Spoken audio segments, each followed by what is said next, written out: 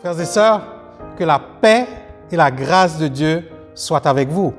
Chers visiteurs, amis internautes, nous sommes joyeux de vous accueillir dans le culte hebdomadaire en ligne commun des églises évangéliques baptistes d'Ottawa, Église missionnaire évangélique baptiste de l'Outaouais, Église évangélique baptiste d'Orléans. Une joie de vous accueillir semaine après semaine pour rendre des actions de grâce, éclater en actions de grâce devant notre Dieu, pour le Dieu merveilleux qu'il est. Et ce matin, nous le faisons dans un jour tout à fait spécial de la fête des Pères, où nous rendons grâce à Dieu, notre Père céleste, en nous rappelant qu'il est le Père céleste, miséricordieux et compatissant. Écoutez ce que le psalmiste David dit de lui au psaume 103. « L'Éternel est miséricordieux et compatissant, lent à la colère et riche en bonté. Il ne conteste pas sans cesse, il ne garde pas sa colère à toujours, il ne nous traite pas selon nos péchés, il ne nous punit pas selon nos iniquités. Mais autant les cieux sont élevés au-dessus de la terre, autant sa bonté est grande pour ceux qui le craignent. » Et le psalmiste poursuit encore dans sa description du Père céleste au verset 13 et 14. « Comme un père a compassion de ses enfants, l'Éternel a compassion de ceux qui le craignent. Car il sait de quoi nous sommes formés, il se souvient que nous sommes poussière. » Quel merveilleux papa que notre Papa céleste. Et ce matin, je vous invite à l'adorer de tout votre cœur, à l'adorer avec joie, à l'adorer avec foi, parce qu'il est le Père digne d'être adoré et loué. Ce matin, peut-être que vous pleurez un Père terrestre. Peut-être que vous n'avez pas vu votre Père terrestre depuis un certain temps. Mais quelle que soit votre circonstance, le Père céleste vous accueille en Jésus-Christ ce matin et je vous invite à l'adorer de tout votre cœur. L'apôtre Paul nous dit à l'Épître aux Romains, « Car tous ceux qui sont conduits par l'Esprit de Dieu sont fils, filles de Dieu. Et vous n'avez point reçu un esprit de servitude pour être encore dans la crainte, mais vous avez reçu un esprit d'adoption par lequel nous crions « Abba, Père ». Abba, Père, oui, approchons-nous de lui. Oh, quelle joie! Chantons avec joie et gloire à notre Dieu, notre Père céleste. Vous êtes peut-être à la maison ce matin, mais cela n'empêche que nous sommes dans la joie pour élever le nom du Seigneur. Donc chantons tous ensemble. Oh, quelle joie, tu as lavé mon péché. Le plus grand jour de tous les temps, tu as vaincu la mort me sauvant. Chantons-le, Jésus est vivant. La croix et le tombeau sont vides. Tu es vainqueur, tu vis à jamais. Célébrons, Jésus est vivant. Il est vivant.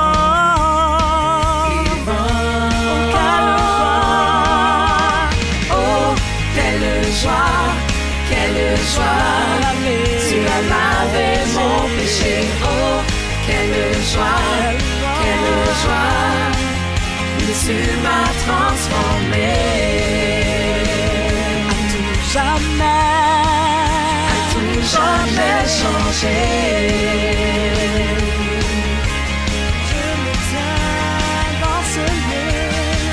Je me tiens dans ce lieu. Enfin libre face à toi, Seigneur. Je suis à toi, oui, je t'appartiens. Joie sans fin, paix parfaite.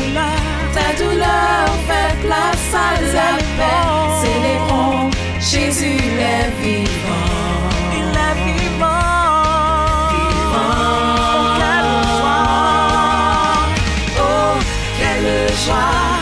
Quelle joie, tu as lavé mon péché. Oh, quelle joie, tu m'as transformé.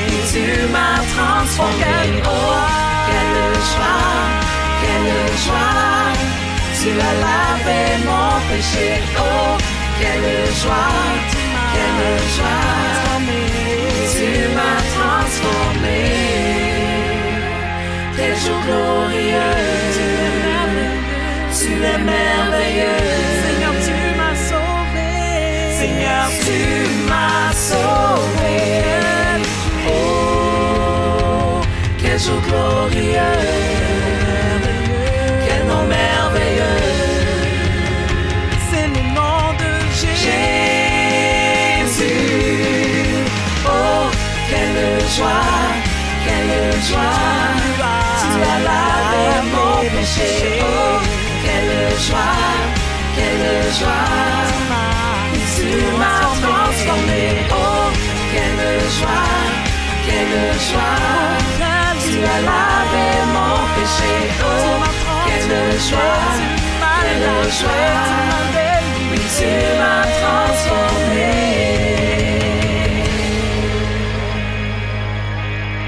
Oui, oh, quelle joie.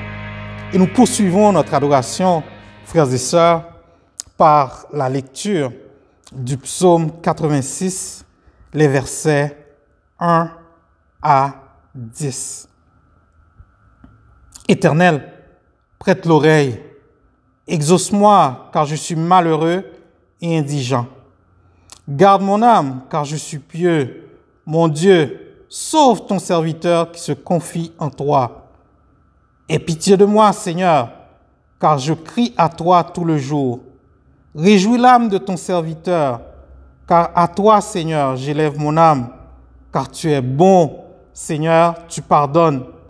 Tu es plein d'amour pour tous ceux qui t'invoquent. Éternel, prête l'oreille à ma prière. Sois attentif à la voix de mes supplications. Je t'invoque au jour de ma détresse, car tu m'exauces.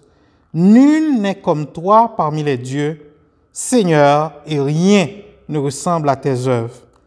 Toutes les nations que tu as faites viendront se prosterner devant ta face, Seigneur, et rendre gloire à ton nom. Car tu es grand et tu opères des prodiges. Toi seul, tu es Dieu. Oui, nous pouvons venir à lui. Invoquons notre Père céleste.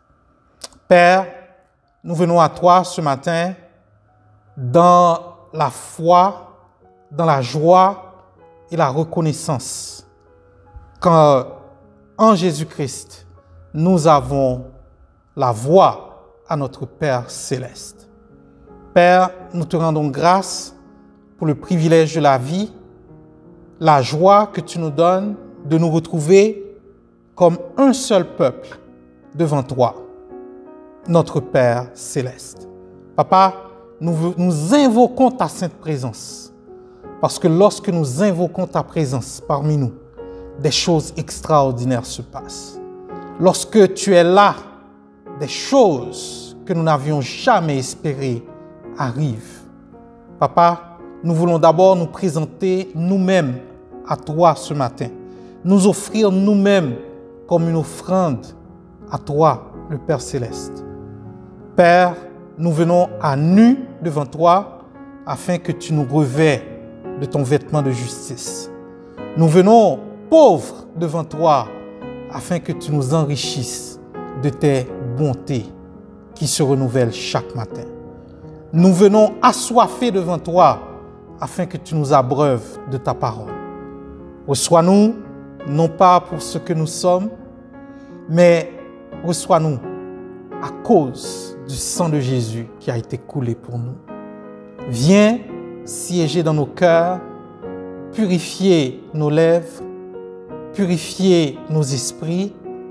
Nous voulons être imbibés de ta présence, être remplis de ton esprit, avoir ce tête-à-tête, ce bilatéral avec toi. Toi qui sondes les cœurs et les reins, toi devant qui rien n'est caché. Sois béni, ô Dieu. Nous t'accueillons. Viens purifier nos cœurs. Amen. Père, nous avons chanté, nous avons prié et nous savons que notre Dieu est capable de faire. Ce que l'homme n'est pas capable de faire, Dieu est capable de faire. Chantons avec foi, Dieu est capable de faire.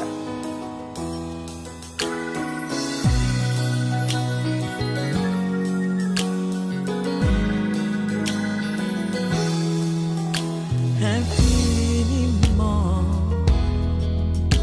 abondamment, bien au-delà de tout ce que tu demandes, oui, au travers de la puissance qui agit, qui agit.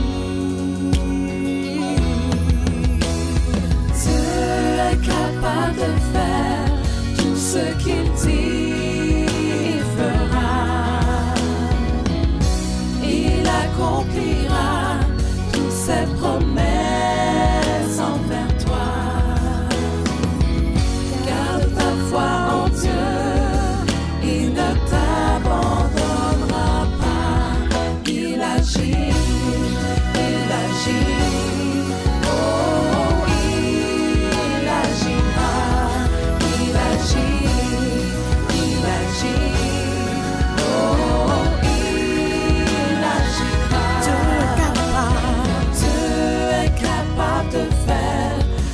Ce qu'il dit, il fera. Il accomplira toutes ses promesses envers toi. Garde ta foi en Dieu, il ne t'abandonnera pas. Il agit, il agit. Oh, il agira.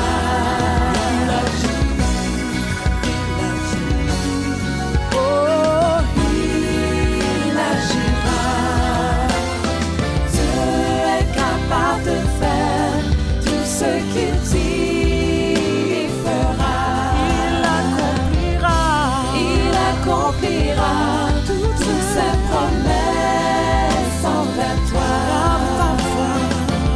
Garde ta foi en Dieu, il ne t'abandonnera pas. Il agit, il agit. Oh, il agira, il agit, il agit. Oh, il agira.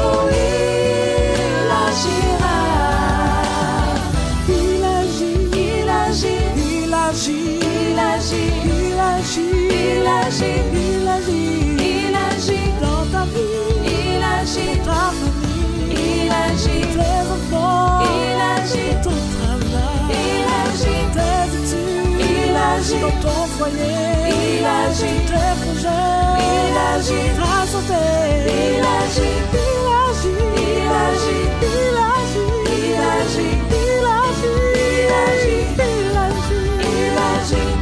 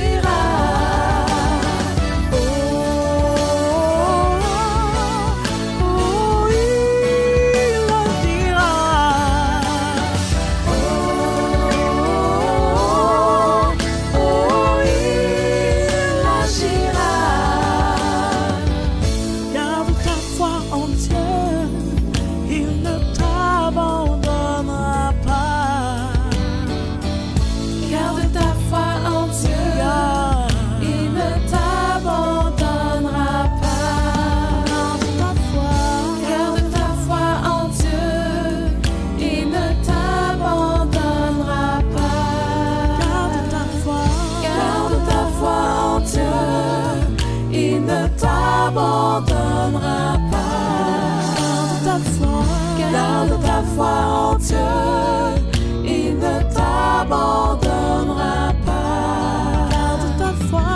Garde ta foi en Dieu, il ne t'abandonnera pas. Car Il agit.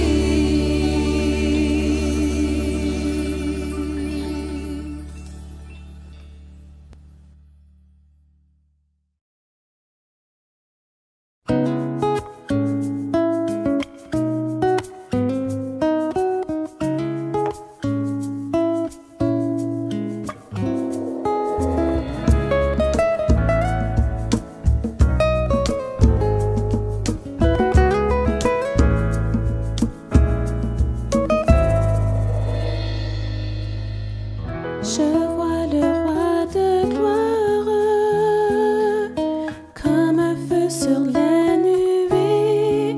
Les nations tremblent, les nations tremblent.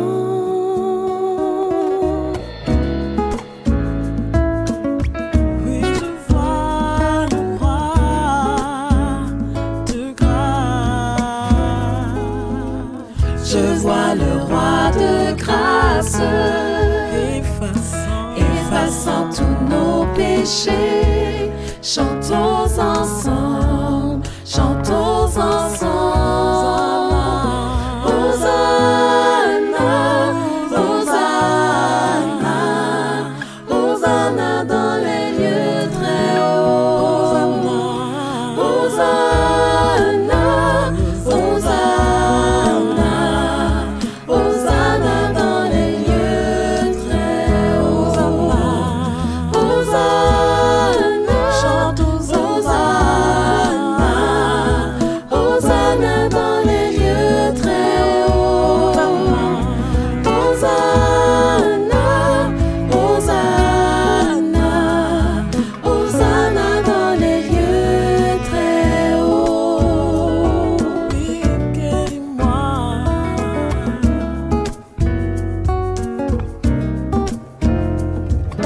Guéris-moi et rends-moi pur. Ouvre mon regard aux choses invisibles. Montre-moi comment aimer. Tu m'as aimé. Rends-moi sensible. Rends-moi sensible à ta paix. Donner ma vie pour la cause de ton nom. Marcher les yeux plongés dans l'éternité.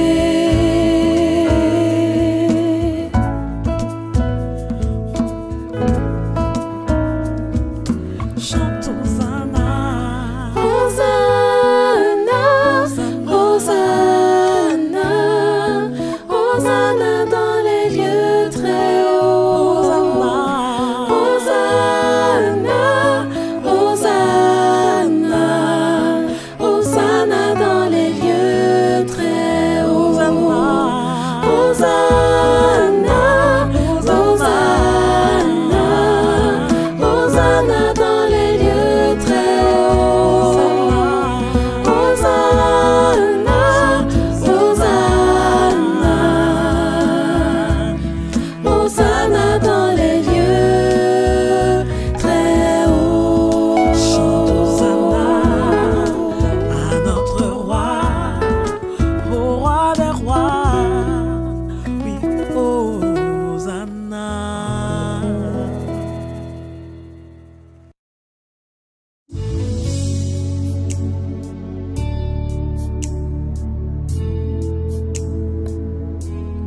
Il y a puissance dans le nom de Jésus. Il y a puissance dans le nom de Jésus. Il y a puissance dans le nom de Jésus. Qui brise toutes les chaînes, qui brise toutes les chaînes, qui brise toutes les chaînes, qui brise toutes les chaînes, qui brise toutes les chaînes, qui brise toutes les chaînes. Il y a puissance dans le nom de Jésus. Il y a puissance dans le nom de Jésus. Il y a puissance dans le nom de Jésus. Qui brise toutes les chaînes, brise toutes les chaînes, brise toutes les chaînes. Qui brise toutes les chaînes, brise toutes les chaînes, brise toutes les chaînes. Il y a une armée qui se lève. Il y a une armée. Oui, l'armée du roi qui se lève. Rien ni personne ne peut nous terrasser. Nous nous levons et déclarons que nous sommes plus que vainqueurs, car la puissance brise toutes les chaînes. Elle brise toutes les chaînes. Qui brise toutes les chaînes, brise toutes les chaînes, brise toutes les chaînes. Il y a une armée qui se lève. Il y a une armée qui se lève. Il y a une armée. Toi, lève-toi. Trop longtemps tu as dit que ce message n'était pas pour toi. Ne te laisse pas influencer par les mensonges de ce monde. Joins-toi à cette armée qui est dirigée par notre Père Céleste. Ce Père Céleste qui, par sa puissance, fait tomber toutes les chaînes. Aucune chaîne ne peut résister au roi des rois, le Seigneur des seigneurs. Oui, il brise toutes les chaînes. Aucune chaîne ne peut résister au roi des rois. J'entends les chaînes tomber. J'entends les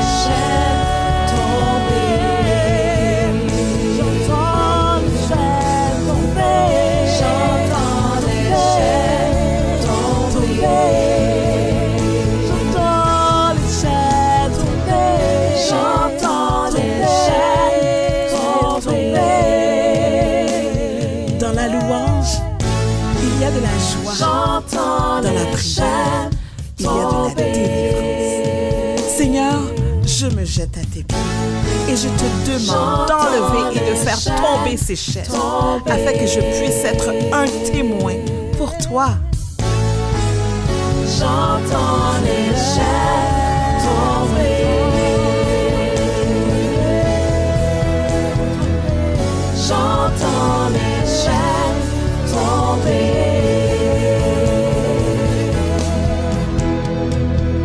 J'entends les chaînes tomber. Il y a puissance dans le nom de Jésus.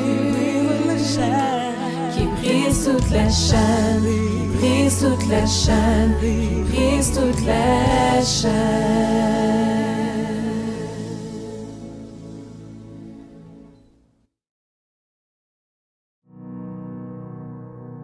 Cher papa, chère Marie, aujourd'hui c'est la fête des pères, c'est votre journée. Vos enfants, vos femmes faisant partie de nos 3 églises ont uni leurs efforts afin de vous offrir ce très beau cadeau. Savourez-le. Qu'est-ce qu'un père? Dieu nous a bénis avec un père extraordinaire, mais qu'est-ce qu'un père? Une réponse pour moi, c'est quelqu'un qui montre son amour que je lui rends en retour. C'est quelqu'un qui vient le soir me faire un bisou en se disant que je suis un véritable. C'est quelqu'un qui, quoi qu'il arrive, sera toujours là pour me protéger comme si j'étais encore un bébé. Mais c'est aussi quelqu'un qui peut se montrer sévère quand il voit des travers. C'est quelqu'un qui est juste et qui nous aime tous autant. C'est quelqu'un qui pense à nous constamment. Ces papas-là, ils sont rares, mais je peux vous l'assurer, ce papa, on le connaît. C'est notre papy aimé.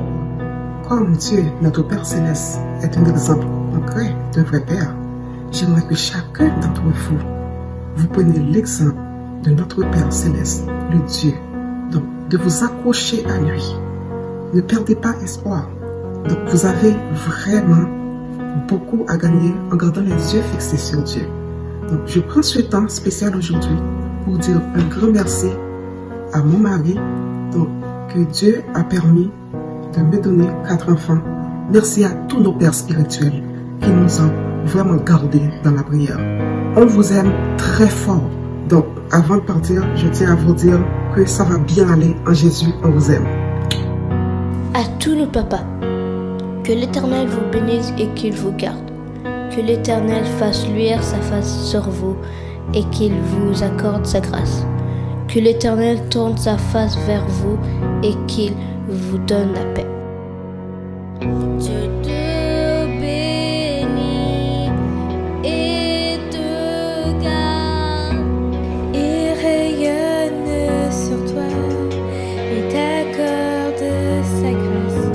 Ton Dieu se tourne vers toi, te donne la paix.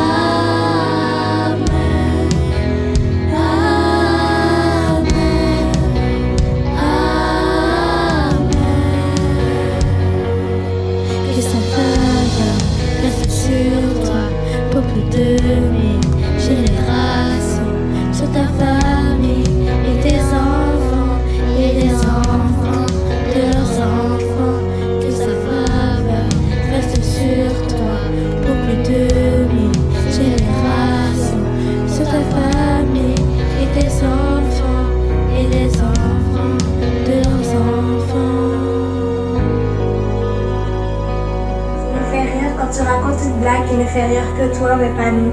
Tu nous fais rire quand tu dis que tu fais du sport, mais devant la télé. Tu nous fais rire quand tu prends un tout petit morceau de gâteau pour ne pas grossir, mais plusieurs fois. Tu nous fais rire quand tu racontes une blague familiale, mais pour la 1000e fois. Enfin bon, tu nous fais bien rire, papa. Et c'est pour ça qu'on t'aime. Bonne fête, papa. Des pères à tous les papas.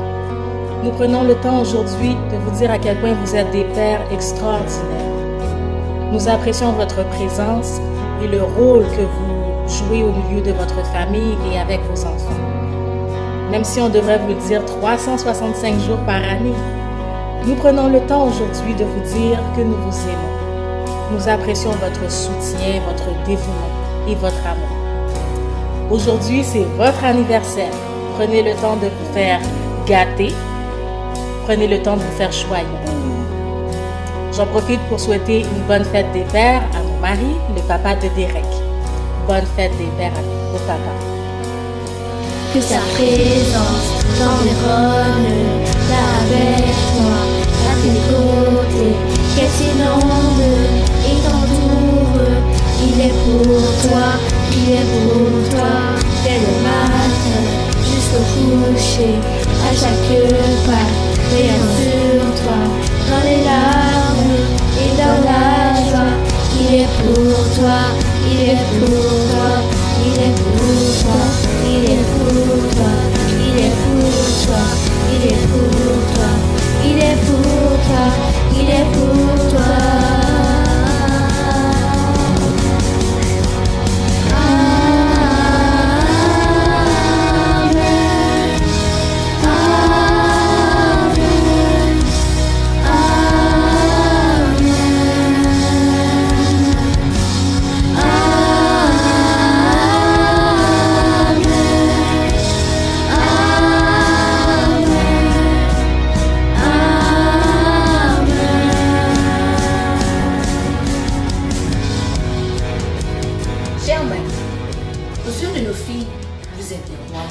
Leur premier amour. Pour nos garçons, vous êtes des modèles, leurs héros. Et pour nous autres femmes, vous êtes des amis, des complices, des conseillers, et j'en passe. Vous nous encouragez à donner le meilleur de nous quand vous appréciez nos efforts, quand vous nous aidez avec les tâches ménagères. Vous nous supportez quand nous sommes en souci et dépassés par les événements. Votre tâche est grande et nous en sommes très reconnaissantes.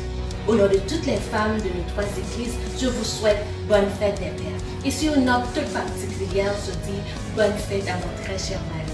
Je t'aime et tu as du prix à mes yeux. Aujourd'hui, c'est la fête des pères. Pas un seul père ne doit être oublié. Certains recevront un petit cadeau et d'autres tout simplement un gros câlin. Mais j'en connais un qui mérite vraiment d'être fêté. C'est le plus grand, le plus fort, le plus rassurant, le plus responsable, le plus tendre de tous les papas qui existent au monde. Et puis, par grâce, il se trouve que c'est le mien. Avec lui, je me sens en sécurité et je ne manque de rien. Il peut résoudre tous les problèmes. Il est invincible. Pour toutes ces raisons, mon papa, c'est le meilleur. Bonne fête, papa chéri. Je t'aime très fort.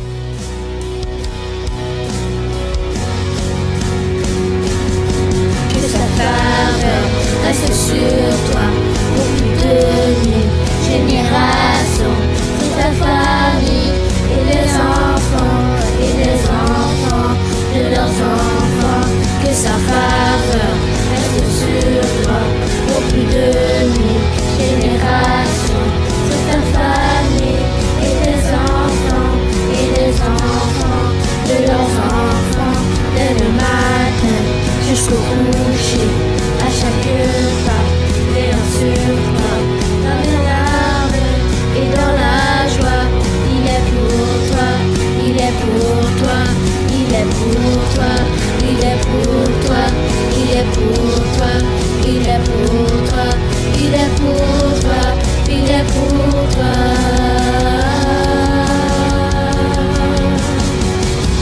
Bonne fête à tous les papas. On vous aime très fort. Que Dieu vous bénisse. Chers frères et sœurs en Jésus-Christ, soyez bénis en cette journée spéciale. Quelle belle présentation faite à l'honneur des pères. Je me fais le porte-parole des pères en disant merci. Merci pour ces paroles chaleureuses. Merci pour ces gestes symboliques. Merci beaucoup à ceux et celles qui ont participé de près ou de loin à cet honneur fait au Père. Que le Seigneur vous bénisse tous et toutes abondamment. Certainement, il y en a parmi nous qui se joignent à nos pères pour célébrer un anniversaire quelconque, que ce soit de mariage, de naissance ou de conversion. Eh bien, que le Seigneur vous bénisse abondamment. Nous nous réjouissons avec vous. Nous aimerions vous rappeler de prendre connaissance des annonces concernant votre église respective. Donc, vous pouvez vous rendre au site web, à savoir egebo.ca, emebo.org ou eebo.ca. À même les sites web, vous allez voir aussi les modalités concernant la manière de contribuer à travers vos dîmes et vos offrandes.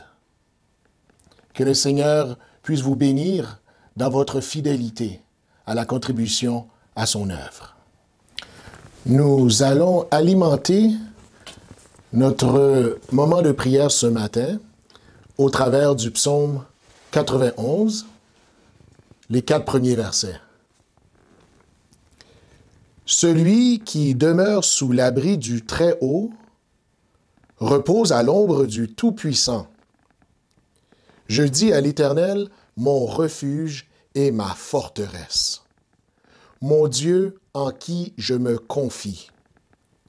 Car c'est lui qui te délivre du filet de l'oiseleur, de la peste et de ses ravages.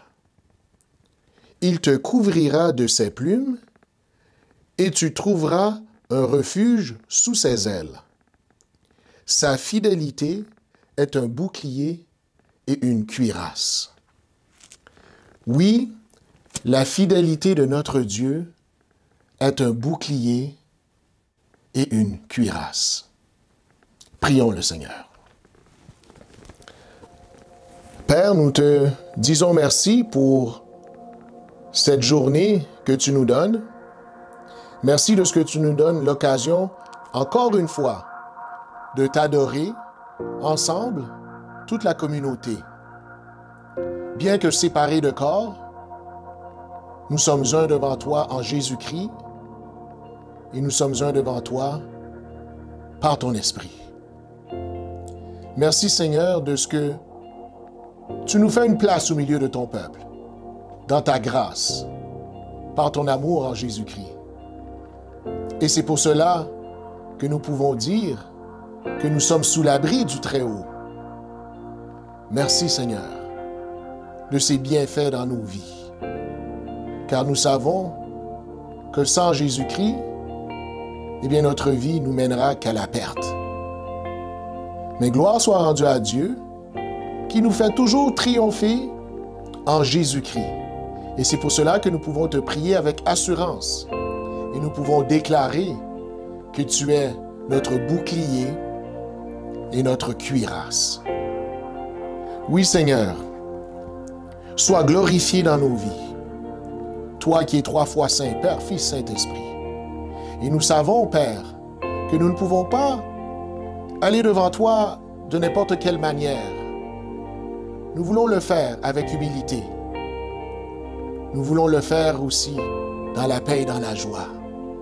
Et nous reconnaissons devant toi, Seigneur, que nous avons trébuché de plusieurs manières. Nous avons peut-être omis de faire des choses que tu nous avais donné à faire. Ou nous avons fait des choses qu'on n'aurait peut-être pas dû faire en tant qu'enfant de Dieu. On te demande pardon pour cela, Seigneur. On te demande pardon aussi pour nos pensées qui ne t'ont pas toujours glorifié. Te demandons pardon, Seigneur, pour nos paroles qui ne t'ont pas toujours glorifié. Pardonne-nous, Seigneur, dans le nom de Jésus, c'est ce que nous te demandons. Parce que nous voulons élever des mains pures devant toi. Nous voulons continuer à t'adorer en communauté. Élever ton nom, te glorifier, Seigneur. Merci, Père, de ce que nous avons le pardon de nos péchés en Jésus-Christ. Seigneur, nous voulons te prier pour le leadership de ton Église. En passant aux 3 églises, mais en passant aussi aux églises de la région, aux églises de ce pays, à ton Église, Seigneur, sur la surface de la terre. Tu as placé des personnes qui ont cette responsabilité de diriger ton Église à la lumière de ta parole, selon la conduite de ton esprit. Eh bien, Seigneur, accorde-nous sagesse. Nous qui sommes les pasteurs, nous qui sommes les anciens, nous qui sommes les diacres, les diaconesses.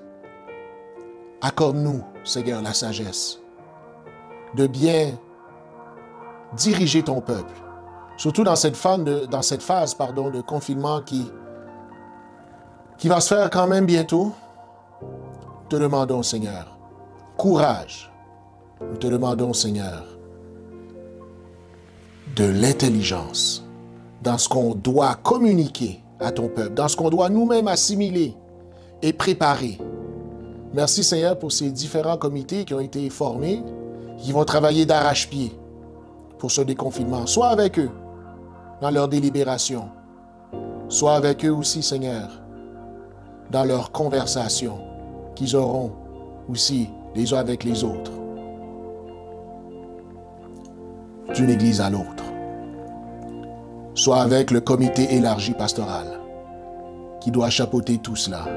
On a besoin de toi, Seigneur. On a besoin de ta direction. Accorde-nous paix, Seigneur, tandis que nous allons avancer dans ce déconfinement, un pas à la fois. Oui, Seigneur, on veut te prier aussi pour les différents paliers de gouvernement, le fédéral, le provincial, le municipal, qui eux aussi entrent dans cette phase de déconfinement. Accorde leur sagesse également. Nous savons que tu as des enfants, des hommes et des femmes, qui font partie de du conseil municipal, du cabinet, qui sont membres du Parlement, qui soient lumière là où tu les places, afin que la société puisse avancer dans la bonne direction, afin que nous puissions tous être ensemble, comme société, dans ce déconfinement. Oui, Père, dirige toutes choses. On veut te prier aussi, Seigneur, pour nos malades. On a de ceux et celles qui sont malades, soit qu'il y a un cancer ou une maladie quelconque. Père, accorde force, accorde courage à nos bien-aimés qui combattent dans ces maladies. Nous réclamons, Père, dans le nom de Jésus, guérison selon ta volonté. Oui, Père, sois avec nos bien-aimés qui travaillent au front, dans nos hôpitaux, dans les cliniques, dans les soins de longue durée. Sois avec eux, Seigneur. Fortifie-les. Accorde-leur courage afin qu'ils puissent faire le travail que tu les appelles à faire. Garde-les aussi, Seigneur, qu'ils soient bien protégés de toute infection. Oui, Père, c'est ce qu'on te demande.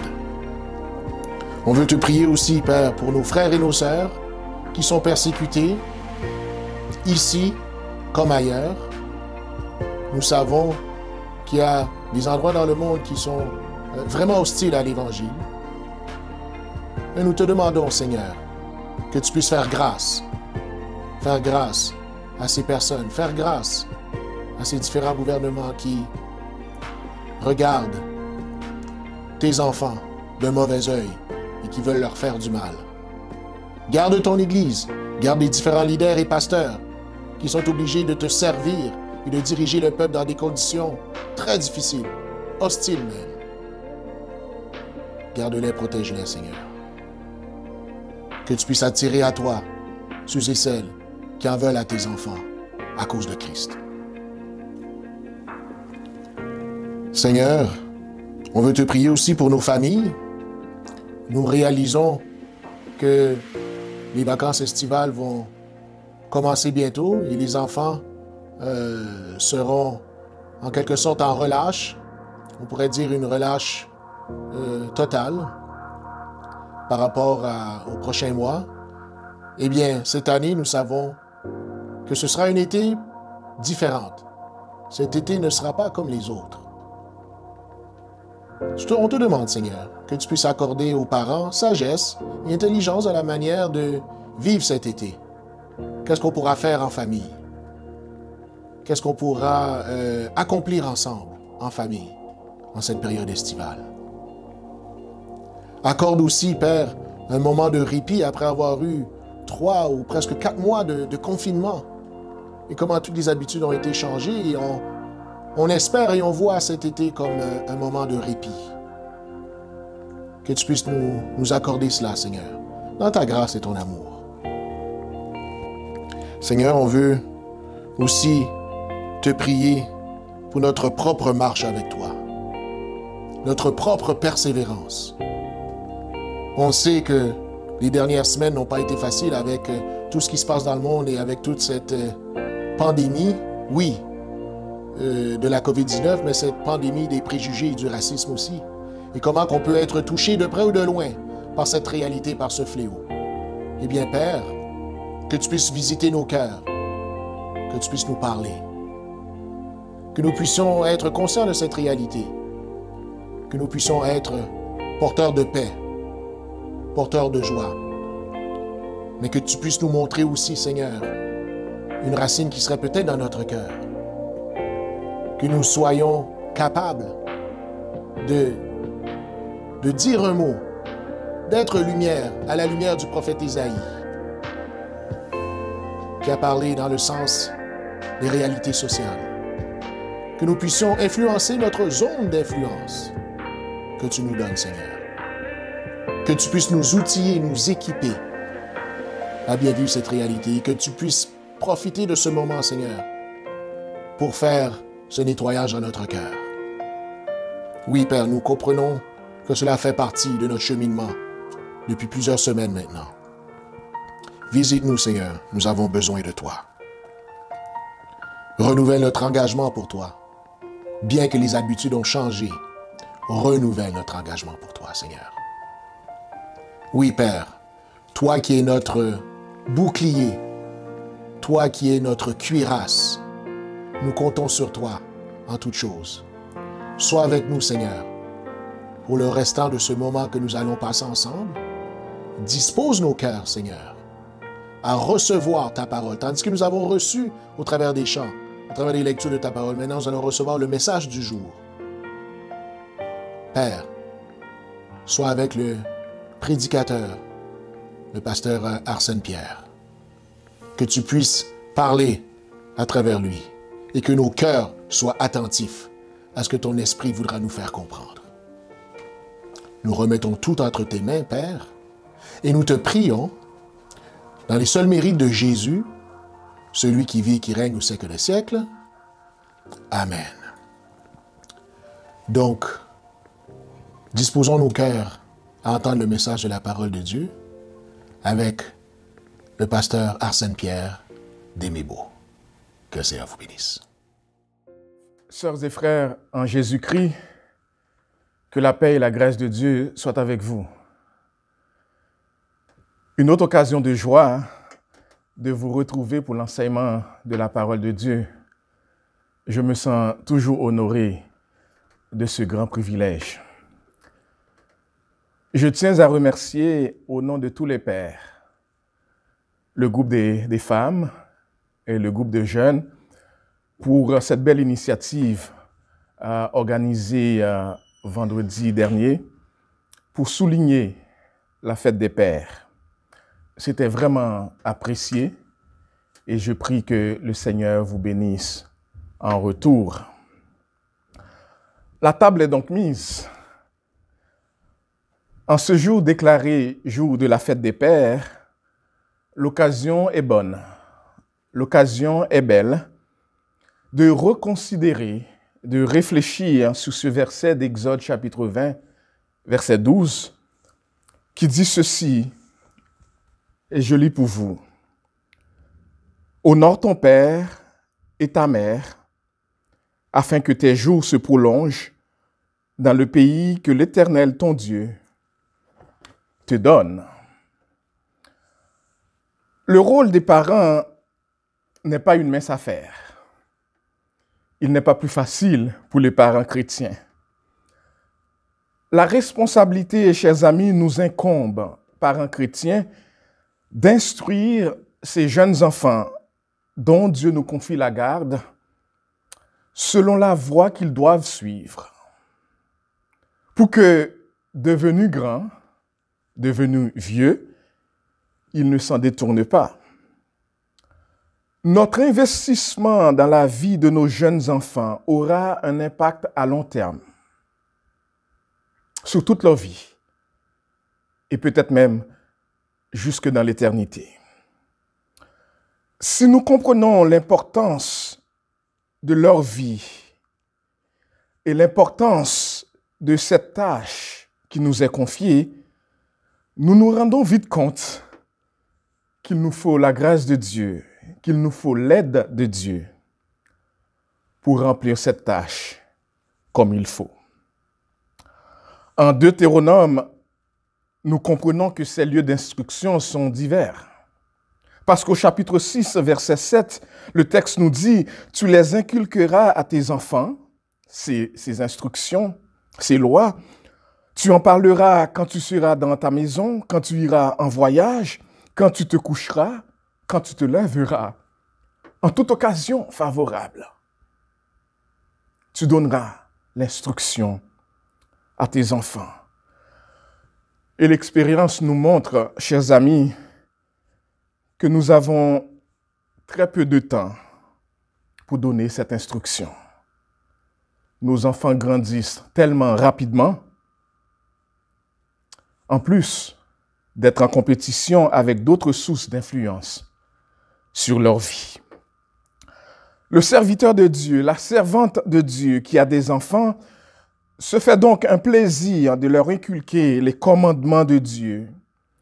Et il emploie tous les moyens possibles pour se les rappeler à lui-même. Il obéit et enseigne l'obéissance par amour. Mais il sait qu'il y a des bénédictions même temporelles, que Dieu se plaît à accorder quelquefois à ceux qui le servent. Mais il est important aussi de nous rappeler, chers amis, que même lorsque nous ne prenons pas le temps d'instruire nos enfants, comme la Bible le demande, nous les enseignons quand même. Peut-être se souviendront-ils, nos enfants se souviendront-ils que nous les enseignons que la Bible est importante. Mais nous n'avons jamais pris le temps d'ouvrir la Bible avec eux pour la lire, la méditer, passer du temps avec eux dans la prière. Et ils en concluront que ce livre que nous clamons être important, le contenu de ce livre que nous semblons tant aimer, n'est pas vraiment si important pour nous que cela. Parce qu'ils ne nous ont jamais vus passer du temps dans la lecture de la parole, dans la méditation de la parole de Dieu. Ils ne nous ont jamais vus prendre le temps avec eux au travers de ce livre. Comme nous prenons très peu de temps avec eux des fois, pour jouer, pour partager nos expériences passées, bonnes ou mauvaises. Nous devons avouer, chers amis, que plusieurs de nos jeunes souffrent de l'absence d'un père biologique. Pourtant, ils vivent dans la même maison. Ils côtoient ses pères jour et nuit.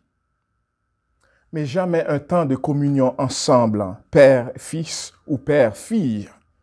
Jamais un repas ensemble pour partager des expériences communes.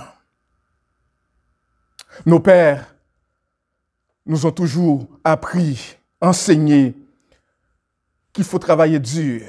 Ils sont des bons travailleurs. Ils s'assurent qu'il y a toujours de quoi manger sur la table. Mais dans ce qu'ils nous ont enseigné, ils nous ont laissé aussi comprendre combien ils étaient souvent très peu soucieux de notre instruction, de notre bien-être moral et spirituel. Dieu merci que dans certains cas, des leaders spirituels ont pu combler ce qui aurait pu devenir pour nous, dans notre vie, des lacunes. Mais il est important de savoir, chers amis, même lorsque les pères biologiques et spirituels faillissent à leur tâche, notre Père céleste, qui nous aime et nous a sauvés en Jésus-Christ, ne nous abandonne jamais à nous-mêmes. Cela pourrait être la première leçon à retenir de ce message ce matin. Eh bien, ce matin, je me propose de regarder la question de l'honneur aux parents, de l'honneur aux pères, sous 3 angles. Dans un premier temps, j'aimerais définir ce que cela signifie d'honorer son père ou ses parents. Deuxièmement, j'aimerais souligner pourquoi le faire. Vous savez, dans le monde nord-américain dans lequel nous vivons, les enfants aiment savoir pourquoi faire quelque chose.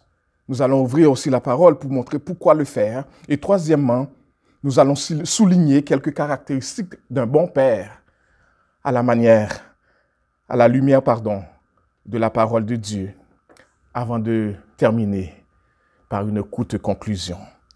Prions le Seigneur. Notre bon Père céleste en Jésus-Christ, nous prions en cet instant que tu nous donnes un langage facile, que tu nous donnes l'onction de ton Saint-Esprit de manière à enseigner ta parole dans la simplicité, comptant sur ta grâce, et que ton peuple en réuni un peu partout dans ces 2 provinces et qui nous entendent puisse retenir la leçon que tu veux passer, pas seulement aux pères ce matin, aux enfants, aux femmes, aux jeunes, et que chacun d'entre nous puissions ressortir de ce culte avec la joie que tu nous as parlé et que ta bénédiction reste sur nous. Fais-nous grâce, ô Père, d'enseigner ta parole fidèlement, comme tu nous appelles à le faire. Dans le précieux nom de Jésus, nous t'avons prié. Amen. J'ai commencé ce message à considérer l'angle des parents parce que c'est en comprenant les rôles et les responsabilités qu'incombent aux parents, aux pères en particulier, responsabilité qui est à la fois une délégation de responsabilité parce que c'est Dieu lui-même qui donne, qui délègue de pareilles responsabilités aux parents. C'est donc en saisissant toute l'importance de cette grande responsabilité déléguée que nous pourrons saisir l'honneur, le respect qui est exigé en ce sens. Quand un père instruit son enfant selon la voie qu'il doit suivre, il obéit à l'ordre de Dieu.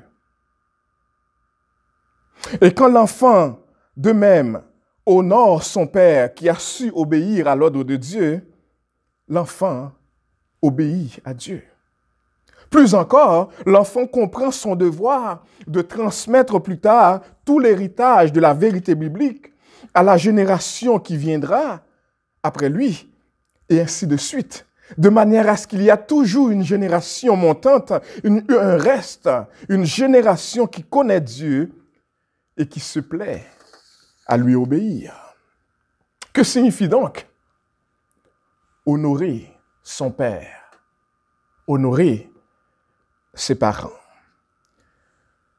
Derrière l'honneur exigé aux parents se trouve l'institution même de la famille, l'institution de la famille qui représente l'unité de base de la société.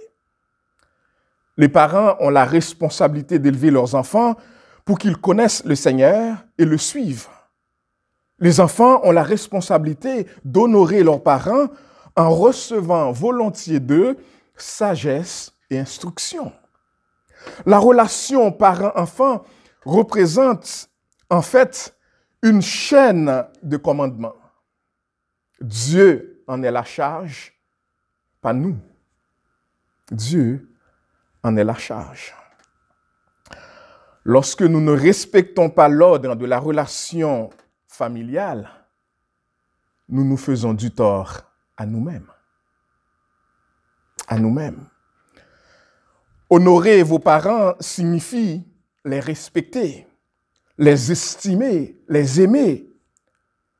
Et la manière de le faire dépend évidemment de l'étape de la vie de l'enfant. Vous savez, le mot hébreu traduit en français par honneur, le mot kapod, ou plutôt kabod, traduit en français essentiellement, ça veut dire donner gloire, donner du poids, élever en dignité, respecter nos parents. Et respecter veut dire reconnaître l'autorité des parents, reconnaître la lourde responsabilité d'un père, d'une mère, et l'importance que cela a aux yeux de Dieu. Il faut obéir aux parents. Et par obéissance, on entend faire ce que les parents nous demandent de faire aussi longtemps que nous habitons leur foyer, même adultes. Oui, même adultes. Aussi longtemps que nous habitons leur foyer.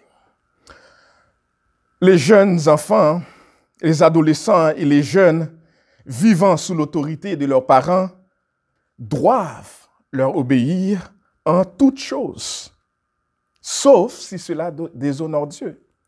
Même Jésus, ai-je besoin de le préciser, même Jésus a obéi à ses parents, selon Luc chapitre 2, verset 51. Mais les enfants adultes qui ne sont plus chez leurs parents ou sous leur autorité doivent aussi honorer leurs parents. Cela peut se manifester par le fait de passer du temps avec eux, de souligner leur mérite et de leur apporter une aide physique ou financière, comme 1 Timothée chapitre 5, verset 8 nous l'exige à nos parents. L'apôtre Paul dit que c'est le premier commandement avec une promesse, selon Éphésiens chapitre 6, versets 2 et 3. une bénédiction de Dieu pour que vous ayez une longue vie dans le pays que Dieu t'appelle à vivre. C'était dans le contexte, évidemment, des enfants d'Israël. Si vous honorez votre père et votre mère, alors Dieu promet de vous accorder une attention particulière dans votre vie. Dieu introduira dans l'histoire de votre vie terrestre des réalités célestes. L'Ancien Testament contient un certain nombre d'indications sur la relation parent-enfant, même s'il faut le reconnaître, l'Ancien Testament n'emploie pas toujours le terme parent. Les enfants doivent honorer leurs parents, notre texte, leur obéir et les respecter, selon Lévitique chapitre 19, verset 3, et Deutéronome chapitre 5, verset 16. Dans le cas contraire, ils peuvent être punis de mort. Le Nouveau Testament réclame la même estime de la part des enfants envers leurs parents. Colossiens chapitre 3, verset 20 nous dit, et j'aimerais le lire pour vous assez rapidement, Colossiens chapitre 3, le verset 20 dit, « Enfants, obéissez en toutes choses à vos parents, car cela est agréable à Dieu. » En toutes choses. En retour, les parents doivent aimer les enfants, prendre soin d'eux, pourvoir à leurs besoins et éviter de provoquer le découragement chez eux. Donc voyez-vous, ce commandement est la fondation sur laquelle se construit non seulement la famille, mais aussi se construit l'amour du prochain. L'amour du prochain qui est le fondement de la deuxième table des 10 commandements, ou si vous préférez, du deuxième commandement. Des 10 commandements que Jésus a résumés en fait en 2 commandements, n'est-ce pas? Quand il a dit, les 2 commandements essentiels se résument en fait en aimer Dieu et aimer le prochain. Et comment on apprend à aimer le prochain? C'est dans le foyer familial que cela commence. C'est là que l'enfant apprend, avec ses parents, avec ses frères et sœurs, à aimer l'autre, le prochain. La relation que nous entretenons avec nos parents est la première et la plus importante. Elle façonne toutes les autres relations que nous développons plus tard. Cette relation avec nos parents nous enseigne ce que signifie être sous l'autorité de quelqu'un, ce que signifie être à l'écoute des autres, les honorer et accomplir des choses que nous n'avons pas toujours envie d'accomplir. C'est auprès des parents que nous apprenons à vivre avec d'autres personnes. C'est au foyer que nous apprenons qu'il existe des structures d'autorité dans le monde, commençant par les parents.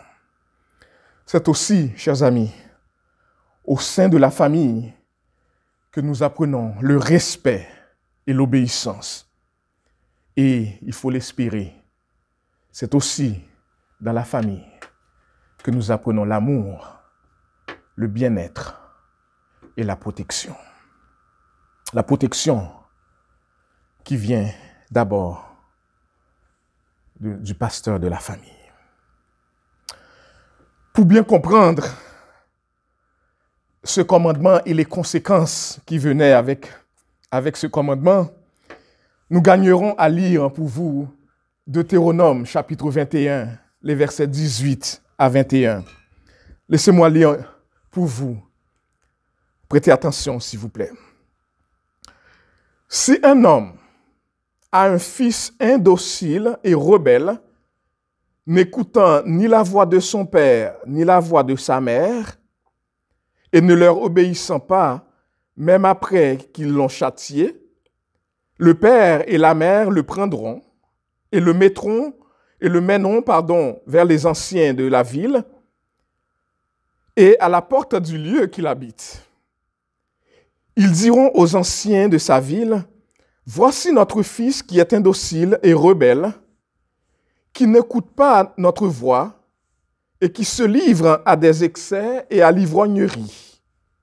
Et tous les hommes de sa ville le lapideront. Il mourra. Tu ôteras ainsi le mal du milieu de toi, afin que tout Israël entende et craigne. C'était la conséquence de la désobéissance aux parents. C'était une grave conséquence. Ne pas honorer nos parents tel que la Bible l'exige, c'est une infraction grave. Cela pouvait mettre fin abruptement à notre vie. Alors, l'enfant qui voulait vivre longtemps devait commencer par appliquer l'enseignement de la loi, l'enseignement de la parole, en respectant ses parents. Et comme nous l'avons déjà dit, les choses n'ont pas changé avec le Nouveau Testament. Aujourd'hui encore, l'enfant irrespectueux envers ses parents, l'enfant désobéissant envers ses parents est en train de mettre la table, si je peux dire, est en train de se préparer une vie adulte misérable. À moins qu'il se repente, comme l'enfant prodigue, prenne conscience de ses péchés et se repente et retourne à Dieu pour demander pardon. Parce que dans la vie aujourd'hui, comme c'était le cas d'alors, personne ne veut être l'ami d'un enfant qui ne respecte pas ses parents. Quel homme voudrait marier une jeune fille qui n'a aucun respect pour ses parents? Ou vice-versa, une jeune fille qui voudrait marier un jeune homme qui n'a aucun respect pour ses parents. L'infraction, qui n'est peut-être pas subite et immédiate, comme c'était le cas dans le temps, reste encore. Les conséquences sont encore là. À la désobéissance aux parents, au manque de respect aux parents, il y a des conséquences inévitables. Inévitables. Bien sûr, il y a des limites à l'autorité parentale.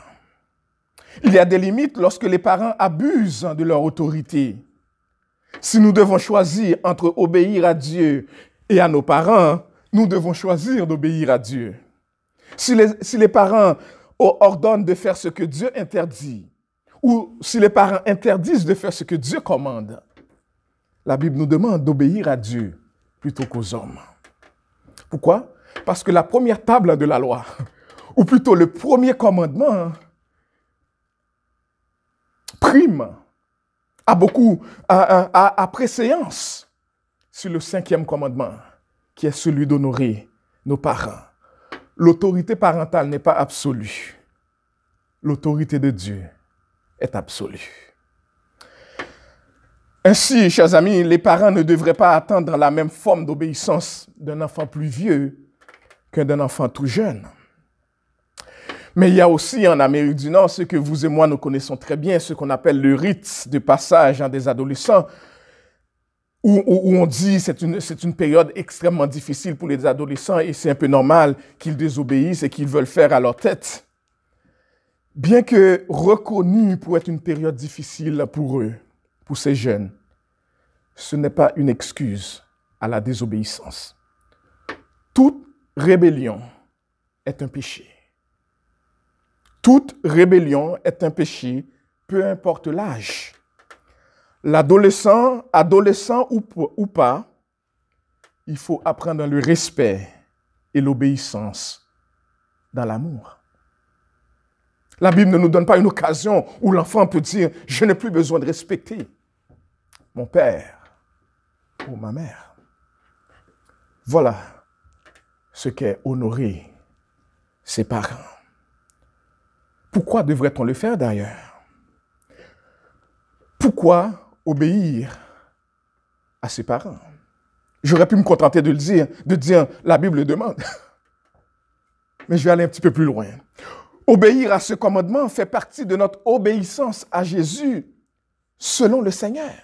Nous l'avons déjà lu dans Colossiens. Je le relirai pour que vous le saisissiez.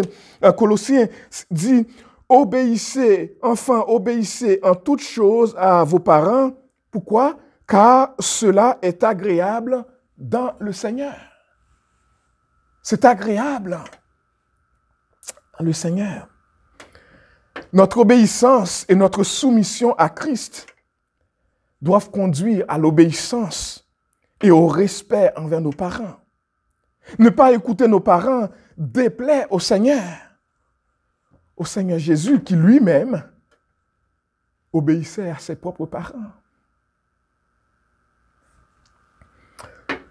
C'est le premier commandement avec une promesse.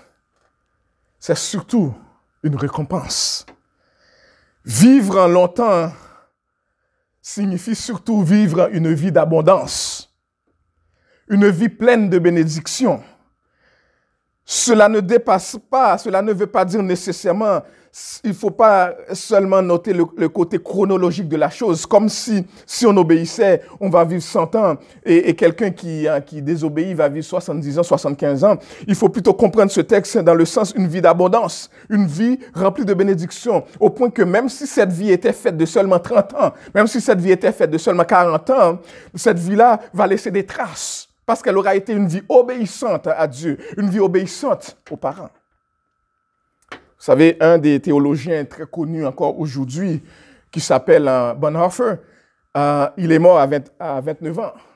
Et aujourd'hui encore, il est une référence de modèle de foi et de courage en Jésus-Christ. La qualité de la vie que Dieu donne lorsqu'on sait obéir, non seulement à lui, mais aux autorités parentales qu'il a placées sur notre chemin. Pardon. Le 5e commandement déborde dans le cadre de la parentalité, parent-enfant biologique. C'est un modèle pour toute relation d'autorité dans notre vie, que ce soit des relations employé-employeur, que ce soit des relations femmes et mari, que ce soit des relations membres des églises, membres de l'église versus un leader de l'église, en Hébreux chapitre 13, verset 7, jeunes et anciens, 1 Pierre chapitre 5, verset 5, tout le monde versus les autorités, Romains chapitre 13, en titre chapitre 3, tout le monde doit craindre Dieu et honorer le roi, 1 Pierre chapitre 2, verset 17. Et même si nous les critiquons, même si nous critiquons les autorités, nous devons le faire en respectant la fonction et la position qui leur ont été attribuées, tantôt comme moyen de grâce, tantôt comme moyen de jugement. Dieu a placé les autorités. Et le 3e élément du message que j'aimerais maintenant souligner avec vous porte sur les caractéristiques d'un bon père selon la parole de Dieu. Et pour ce faire, j'aimerais lire ce court texte dans 1 Thessaloniciens chapitre 2. Je lirai pour vous les versets 9 à 12. 1 Thessaloniciens chapitre 2, les versets 9 à 12. Vous vous rappelez, frères, notre travail et notre peine, nuit et jour à l'œuvre, pour n'être à charge d'aucun de vous. Nous vous avons prêché l'évangile de Dieu. Vous êtes témoins, et Dieu l'est aussi, que nous avons eu envers vous qui croyez une conduite sainte, juste et irréprochable. Vous savez aussi que nous avons été pour chacun de vous ce qu'un père est pour ses enfants, vous exhortant, vous consolant, vous conjurant de marcher d'une manière digne de Dieu, qui vous appelle à son royaume et à sa gloire. Parole du Seigneur. Parce que dans le monde grec d'alors, au temps où Paul a écrit cette lettre, l'une des principales obligations d'un père, c'était l'instruction morale de ses enfants. De la même manière, Paul voyait son rôle d'éducateur spirituel, d'enseignant spirituel. Il voyait en cela comme une obligation paternelle qui s'exerce avec tendresse comme un père le ferait. Et en 1 Thessaloniciens 2:11, il dit « Nous avons traité chacun de vous comme un père traiterait son enfant. » Instruction qu'il a donnée probablement dans les maisons des membres de sa communauté d'alors ou dans son lieu de travail, là où il fabriquait des tentes pour les revendre. Mais la principale préoccupation du verset 11 est le fait que Paul et ses associés se préoccupaient du bien-être des membres individuels de l'Église, pas seulement de l'Église dans son ensemble. Paul veillait sur leur instruction à la fois individuelle et collective. Et comment il faisait cela? Comment il agissait comme un père auprès d'eux? Le verset 12 nous le dit. En vous exhortant, en vous consolant, en vous conjurant de marcher d'une manière digne de Dieu qui vous appelle à son royaume et à sa gloire. Autrement dit, le père chrétien, biologique ou spirituel, exhorte ses enfants à mener une vie pieuse qui glorifie le Seigneur. C'est la tâche la plus importante. Exhorter. Exhorter quelqu'un, c'est l'appeler à ses côtés. C'est s'adresser à lui. C'est parler à cette personne. Même la supplier. Ou la reprendre, s'il le faut, sévèrement. Pourquoi? Dans le but de convaincre. Dans le but de corriger. Dans le but de demander des comptes. Ou même de punir.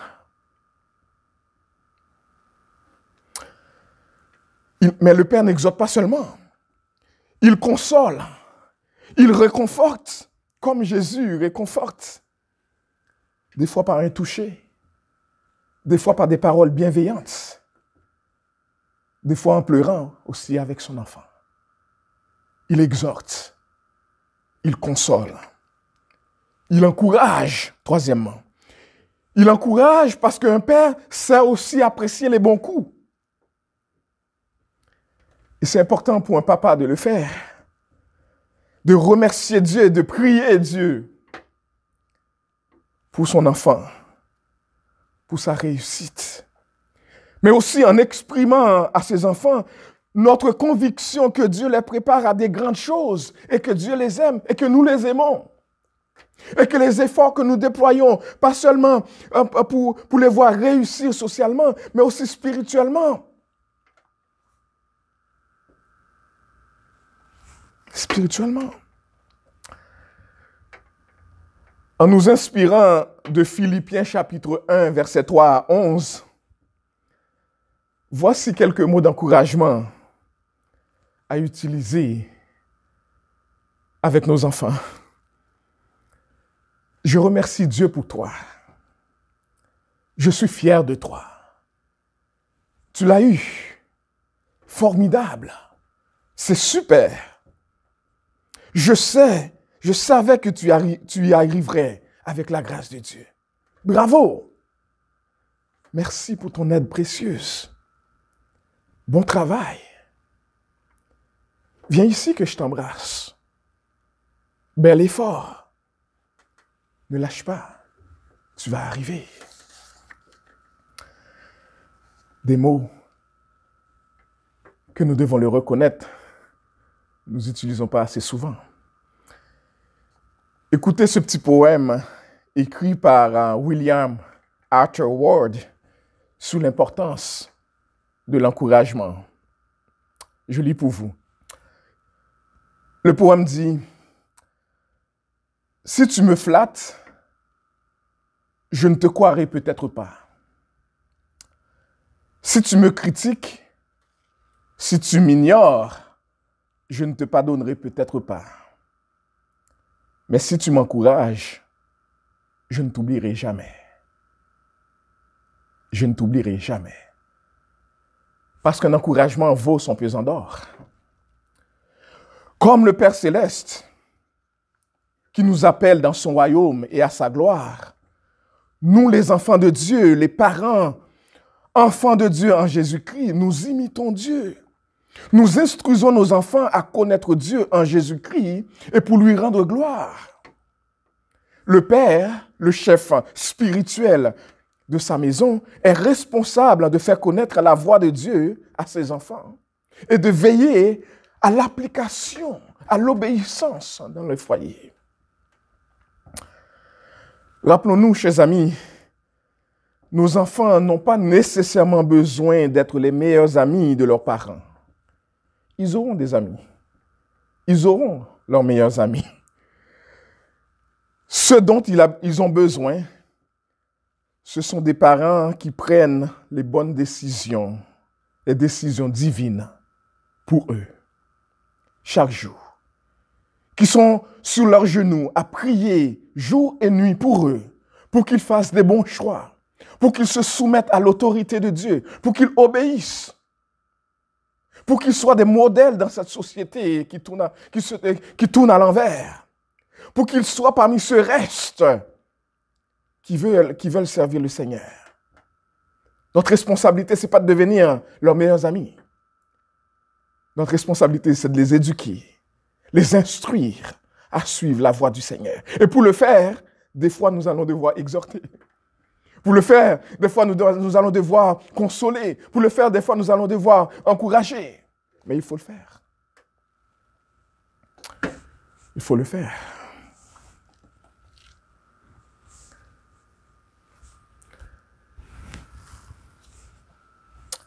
Chers amis,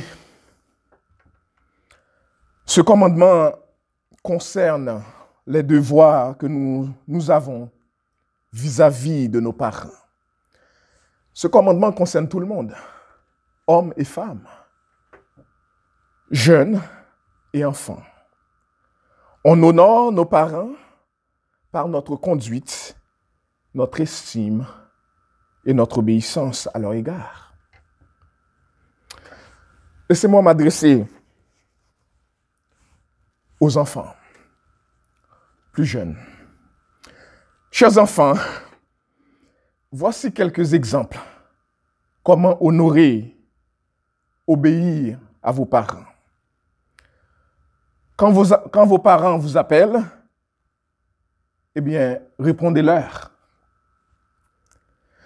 Quand ils vous envoient accomplir une tâche, faites ce qu'ils vous demandent. Abstenez-vous de ce qu'ils vous interdisent. Et faites tout cela en tant qu'enfant, dans la joie et dans l'amour. Soumettez-vous également à leurs conseils et à leurs recommandations, qui seront bons pour vous. Enfants adultes, efforcez-vous de réconforter en tout point vos parents. Donnez-leur une vieillesse paisible. Soutenez-les quand ils sont dans les besoins. C'est ce que le Seigneur recommande. N'est-ce pas ce que Dieu a fait pour nous en Jésus-Christ? Romains chapitre 8, verset 32 nous dit, celui, le Père, Dieu le Père, celui qui n'a pas épargné son propre Fils, qu'il a donné pour nous, qu'il a livré pour nous tous, comment ne nous donnera-t-il pas aussi librement toutes choses avec lui? Comment ne nous donnera pas toutes choses avec lui? Enfin, chers papas et parents, peut-être que je m'inclus dans cette liste, Dieu sait très bien que vous n'êtes pas des parents parfaits. Mais il nous appelle à marcher dans sa perfection par l'obéissance à la manière de Jésus, notre Seigneur, notre Sauveur. Ce n'est pas par la force, ni par la puissance, mais par l'Esprit du Seigneur, nous dit Zacharie, chapitre 4, verset 6. Je vous encourage, Père, à vous mettre aux pieds de Jésus, à chercher sa volonté dans la lecture régulière de la parole de Dieu, à l'étudier, à apprendre la parole, à la mémoriser. Vous ne pouvez pas donner ce que vous n'avez pas. Vous ne pouvez pas transmettre un héritage que vous ne possédez pas.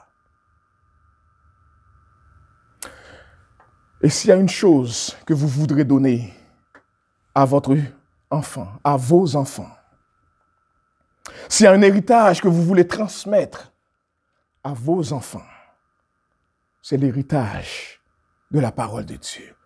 Le décret, le conseil de Dieu à transmettre à vos enfants pour qu'ils le sachent, pour que, devenus plus vieux, ils continuent à les transmettre à leurs enfants, à eux et à ces générations qui suivront. Ce reste que Dieu appelle à le servir en tout temps. Soyez le Père modèle.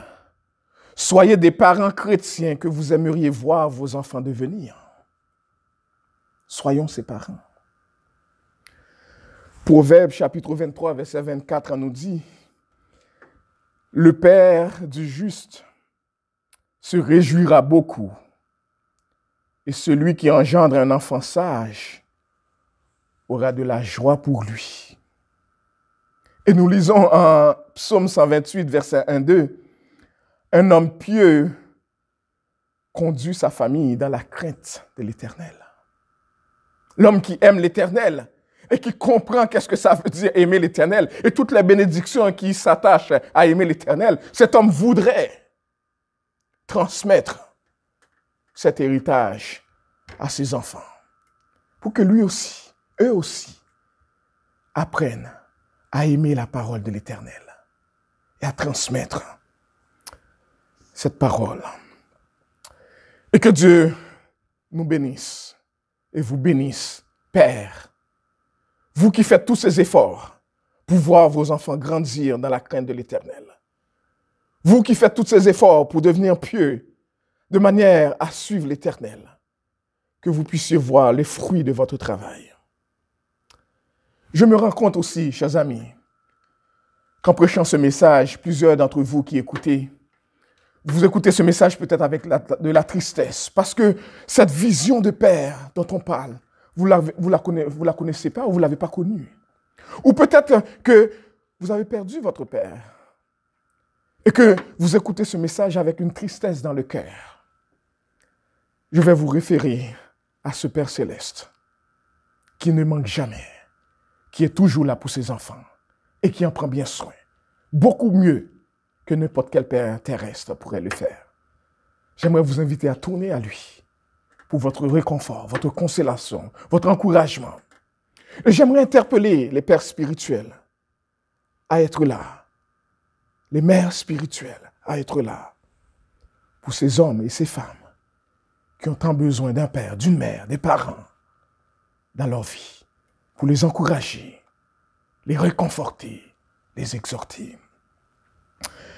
J'invite maintenant les enfants qui sont entourés, qui entourent leur père, à se joindre autour d'eux maintenant pour prier pour leur père. Oui, oui, déplacez-vous autour de votre père avec les mères, les épouses, pour prier pour les pères, pour que Dieu leur donne d'être des pères pieux, des pères qui trouvent le temps d'investir dans la vie de leurs enfants et qui veulent bâtir cette génération qui voudra servir le Seigneur. Un peu comme cet exemple. Merci Seigneur pour ce Père que tu as donné à mes enfants. Merci Seigneur que mon Père est flexible et aimable. Je te prie Seigneur de lui accorder la sagesse pour nous élever selon tes préceptes. Amen. Prions le Seigneur. Notre Père qui es aux cieux, que ton nom soit sanctifié, que ton règne vienne, que ta volonté soit faite sur la terre comme au ciel. Donne-nous aujourd'hui notre pain quotidien. Pardonne-nous nos péchés, comme nous aussi nous pardonnons à ceux qui nous ont offensés. Ne nous induis point en tentation, mais Seigneur, délivre-nous du malin, car c'est à toi qu'appartiennent le règne, la puissance et la gloire au siècle des siècles. Amen. Amen. Recevons maintenant la bénédiction. Recevons la bénédiction. Que le Dieu de paix, qui a ramené d'entre les morts le grand pasteur des brebis par le sang d'une alliance éternelle, notre Seigneur Jésus, vous rendre capable de toute bonne œuvre par l'accomplissement de sa volonté et fasse de vous ce qui lui est agréable par Jésus-Christ, auquel soit gloire au siècle des siècles. Amen. Allez avec la paix du Seigneur. Que Dieu vous bénisse abondamment.